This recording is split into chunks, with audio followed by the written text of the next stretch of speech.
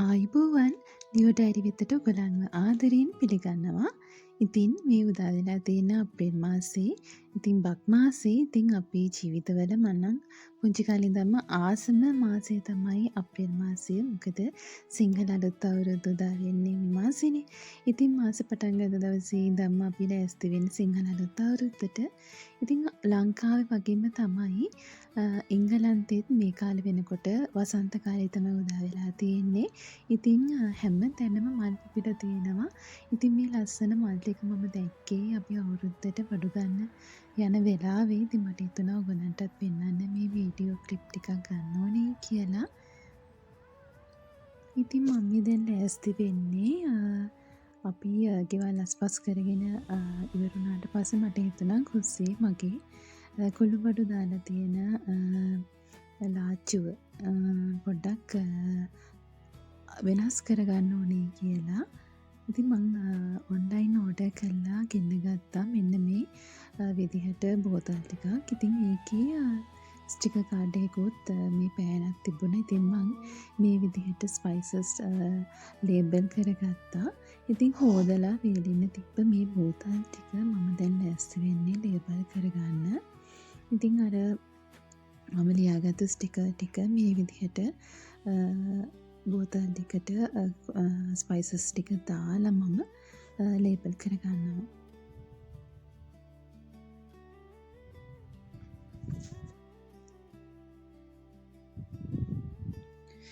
ඊළඟට මම ඒ දාලා තිබුණු ලාච්චුව පොඩක් හොඳට ක්ලීන් කරගත්තා. ක්ලීන් කරලා ඉවර වෙලා මම දැන් හදන්නේ මම ලියාගත්තු මේ බෝතල් ටික ලස්සනට අතුරු ගන්න. ඉතින් ෆයිනලි මෙන්න මේ විදිහට තමයි මගේ ස්පයිසි බොටල්ස් තියෙන ලාච්චුව මම අලුත් කරගත්තේ. ඉතින් දැන් මේ ඒ අයින් කරපු භාජන ටිකත් මම හොදලා පැන්ට්‍රි එකෙන් අරන් තියාගත්තා ආයෙත් ඕන වෙයි කියලා හිතලා. ඉතින් දැන් මම ලෑස්ති වෙන්නේ රසම රස මුං අතිරස ටිකක් හදාගන්න. ඉතින් අවුරුද්දට තෙල් වළඳක් ලිපේ තියන්න කියන චාරිත්‍රය ඉස්සර ඉඳන්ම හැම ගෙදරකම කරන දෙයක්. ඉතින් මට හිතුණා මමත් මොනහරි පුළුවන් විදිහකට හදාගන්න ඕනේ කියලා. ඉතින් චූටි පැටියගේ වැඩත් එක්ක මට ලොකු ප්‍රමාණයක දේවල් හදාගන්න බැරි වුණත් ඉතින් මට හිතුණා මේ වගේ අතිරස ටිකක් හදාගන්න ඕනේ කියලා. මම දැන් මේ අතිරස ටික හදන්න අවශ්‍ය කරන මුන්නට මේ විදිහට හොඳට හොදලා ඊළඟට පැය භාගයක් විතර පොඩ්ඩක් වතුර බේරෙන්න ඇරලා තිබ්බා.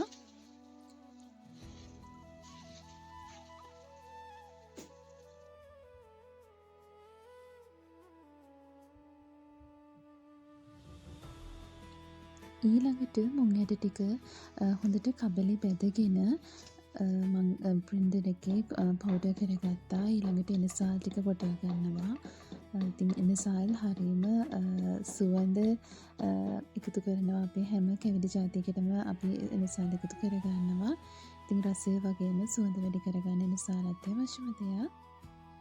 ඊළඟට පැණි ටික උණු කරලා මම හාල් පිටි ටිකයි මුං පිටි ටිකයි එකතු කරගත්තා. හැබැයි පැණි ටික නුනට පස්සේ තමයි ඒ දේවල් එකතු කරගත්තේ. නැත්නම් මේක ගල් වෙන්න බලනවා. ඊළඟට මම මේ විදිහට ඒක ට්‍රේ එක අතුරලා කපා ගන්නවා. ඊළඟට මම බැටර් එක හදලා මේ ටික බැදගත්තා. ඔන්න දැන් රසම රස අතිරස ටිකක් හදාගෙන තියෙන්නේ. ඊළඟට මම ගොළු ටිකකුත් ඒ අතුරම හදාගත්තා. ඊළඟට මම ආසම කරන රස කැවිල්ල මේක පොල් ටොෆි. ඉතින් මේ විදිහට කලරින් දාලා ලස්සනට පොල් ටොෆි ටිකකුත් හදාගත්තා. අපේ කැවිලි මේසය තවත් ලස්සන කරගන්න සහ රසවත් කරගන්න.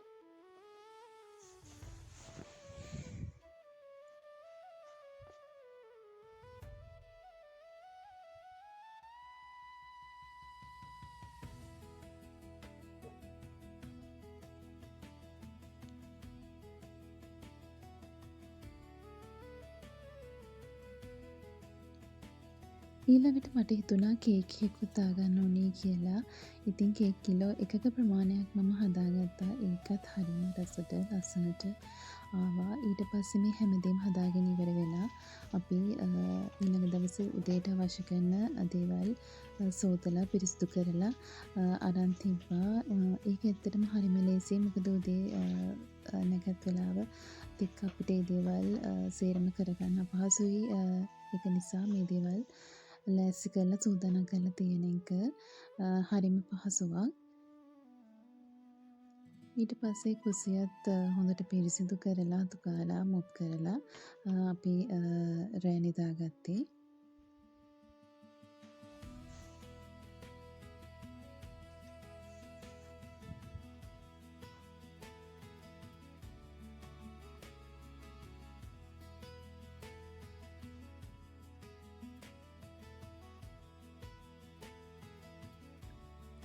ඉතින් මේ තියෙන්නේ මම හදාගත්තු කැවිලි ටික මම මේ විදිහට බාස්කට් වලට දාලා ඊළඟට ස්වීට්ස් ටිකකුත් අමතරව එකතු කරගන්නවා කැවීමේට. ඉතින් මේ දේවල් ඔක්කොම උදේට ගන්න පුළුවන් වෙන විදිහට ලෑස්ති කරලා තියෙන තමයි අපි හදාගත්තේ. ඉතින් මේ දින 14 වෙනිදා උදේ චුටි නිදාගෙන ඉඳාම ඉතින් මම චුටක් බැලුවා channel එකෙන් මේ වගේ ලස්සන දෙයක් තමයි තියෙන්නේ.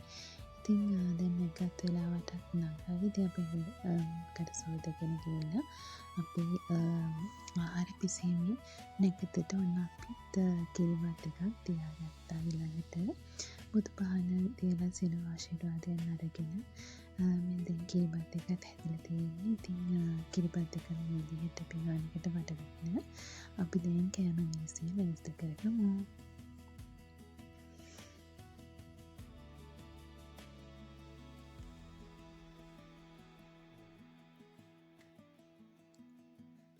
කලින් දවසේ එළියට ගිහලා මම මෙන්න මේ ලස්සන මල් එක දැකලා අරගෙන ආවා. මට හිතුණා අලුත් අවුරුද්ද ලස්සනට ආරම්භ වෙන්න මේ වගේ මල් පොකුරක් නැතුවම බෑ කියලා. ඉතින් මම ආසෙන්ද මේ මල් ටික අරගෙන ආවා. ඉතින් ඒක ඇත්තටම මගේ හිතට මාරම ජීවියක්. ඒ කියන්නේ හරිම ෆ්‍රෙෂ් ගතියක් දැනෙනවා මේ වගේ ෆ්‍රෙෂ් ෆ්ලවර්ස් දැක්කහම.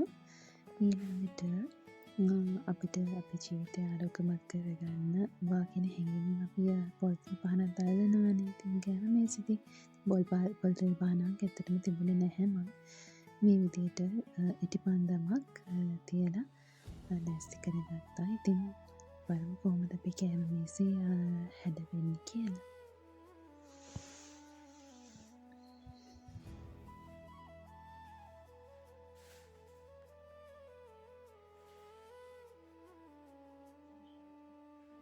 ඉතින් අපි දෙන්න එකතු වෙලා මේ විදිහට අපි හදාගත්තු කැවිලි ටික ටක් ගාලා පිඟාන වලට අතුර ගත්තා. මොකද දැන් නැකත් වෙලාව ළඟයි. ඉතින් චුටි පැටිය තාම නිදි. ආවත් ඇහැරගෙන ඉන්න ඕනේ. ඉතින් ආවත් ලෑස්ති කරගන්න ඕනේ. මෙන්න මේ විදිහට ඉතින් ලස්සනට හැදෙන්න ඉතින් කෑම මේසෙත් ලෑස්ති කරලා දීලා අපි චුටි පැටියව එකගෙන ඉන්න ගියා උඩට. මොකද පැටිය නැතුව බැහැනේ. ඉතින් මෙතන අපි කොහොමරි වෙලාවට නැගතට හැමදේම කරගත්තා. ඉතින් ඒක ඇත්තටම හරිම සතුටක්. ඉතින්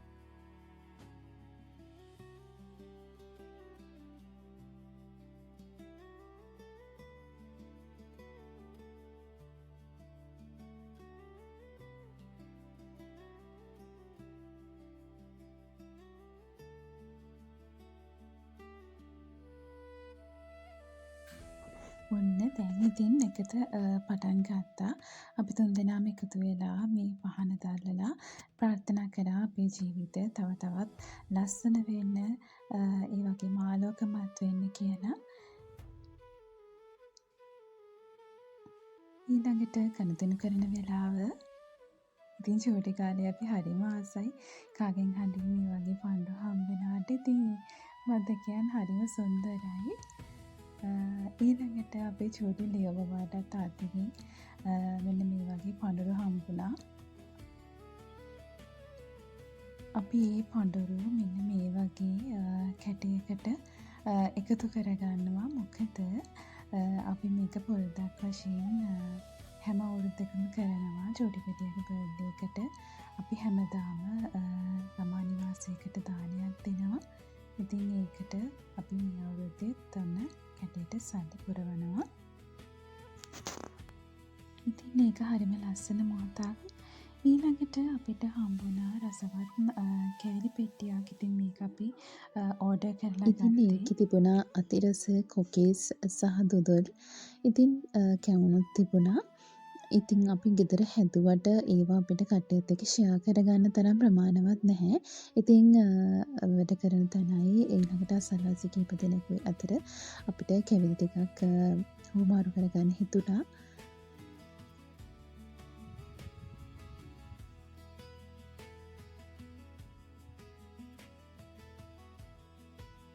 ඉතින් අපි කැවිලි පිඟානකුත් ලෑස්ති කරගෙන අපේ ඉස්සරහා ගෙදර ඉන්නවා වයසක ආච්චි කෙනෙකුයි සීයා කෙනෙකුයි. ඉතින් අපි කැවිලි පිඟානක් එයාලටත් ගිහිල්ලා දුන්නා. ඉතින් හරිම සතුටින් එයාලා ඒක බාරගත්තා. ඉතින් ලංකාවේ මේ රස කැවිලි එයාලා කාලා තිබුණේ නැහැ. ඉතින් එයාලා කිව්වා ඒවා හරිම රසයි සහ වෙනස් කියලා. ඉතින් ඇත්තටම පුංචි කාලේ ඉඳන්ම මට මතකයි අම්මලා ගෙදර හදන කිරිබත් රස කැවිලි අවට වටපිටේ කට්ටියත් එක්ක හුවමාරු කරගන්නවා. ඉතින් ඒක හරිම ලස්සන සිරිතක්. ඉතින් දවල් අපි මේ විදිහට කහබත් එකක් ඊළඟට චිකන් කරි එකක් ඊළඟට පරිප්පු කරි එකකුත් හදාගත්තා. ඒ වගේම රසම රස කජු ව්‍යංජනකුත් දාගෙන ඊළඟට මම කලින් දවසේ මෙන්න කට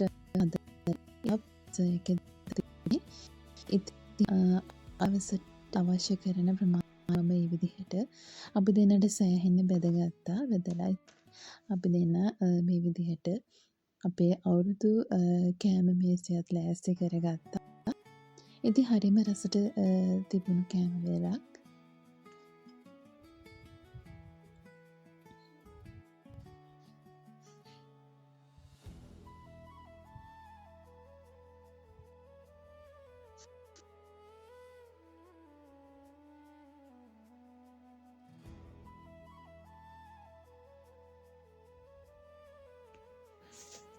ලැබුවා වූ සිංහල අලුත් අවුරුද්ද ඉරියෙන් පැමිණ පුරන සුබම සුබ අලුත් අවුරුද්දක් වේවා.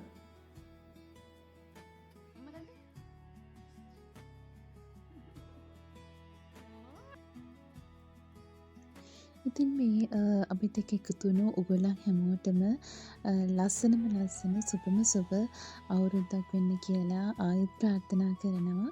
ඉතින් අපිත් එක්ක එකතු වුණාට බොහොම ස්තුතියි. ගිහිල්ලා එන්න. තවත් මේ වගේ වීඩියෝ අරගෙන එන්න අපි බලාපොරොත්තු වෙනවා. ඉතින් අපේ YouTube channel එක subscribe කරන්න කියලා ආදරයෙන් ඉල්ලා සිටිනවා. සතුටින් පරිස්සමින් ඉන්න. ගිහිල්ලා එන්න. බුදු සරණයි.